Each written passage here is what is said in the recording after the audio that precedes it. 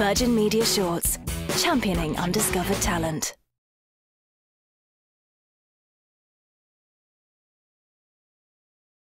I'm a freelance producer and an executive producer. I also read and assess scripts for funding schemes, and of course I've created the Virgin Media Shorts competition since its inception. As a producer, you are responsible for all of the elements: development, production, creative and practical. I mean, the two are very intertwined. So yes, creative and practical. For example, if there's a scene in a script that's possibly integral to character development, but it's in a dangerous position, so kids in water or heights or whatever it might be, I'll work with the writer and the director and the whole team to try and find a solution where you can keep the crew safe, make sure you're getting what you want on the day, whilst keeping the integrity of the story.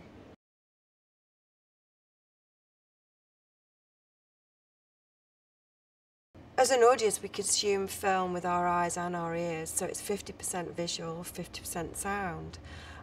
Usually the sound supports the visuals that we're seeing, but sometimes sound can be more important than the visuals in a film or at particular points in a film.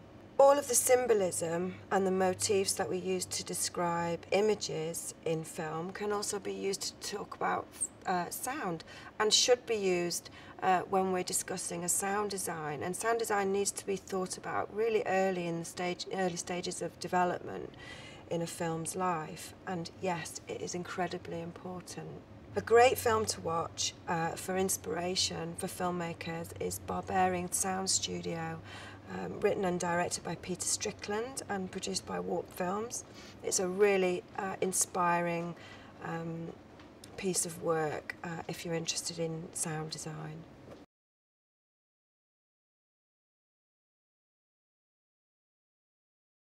I've seen good ideas be written into scripts that don't work, usually because, well, many reasons.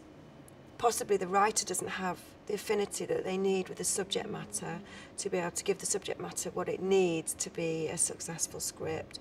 Maybe the producer, writer and director don't have a shared vision that they can really work on.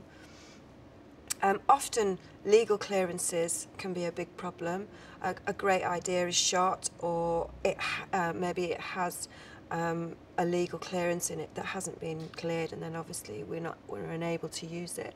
Music clearance is a particular problem, especially for short films, and especially on Virgin Media Shorts we can see lots of films that have used music where they don't have the rights to use it, and it's integral to the piece, so they're unable to edit it out. So it's really important that filmmakers get the proper clearances from the beginning when they're using music on their film. Sometimes we've shortlisted films for the competition and then not been able to use them because they've got music clearance issues.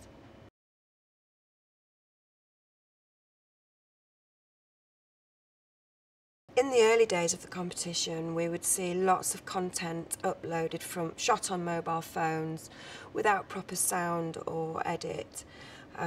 Nowadays, filmmakers, the competition is part of the filmmaker's calendar, really. They know it's coming up and they know it's a great thing to apply for.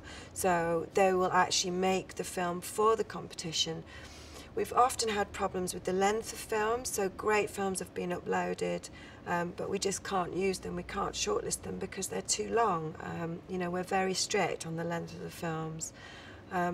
So yeah, we see some great films coming through now that are bang on the time limit and are made for the competition. In fact, I think the last 2 years the winners have actually made their films for the competition, and it really works.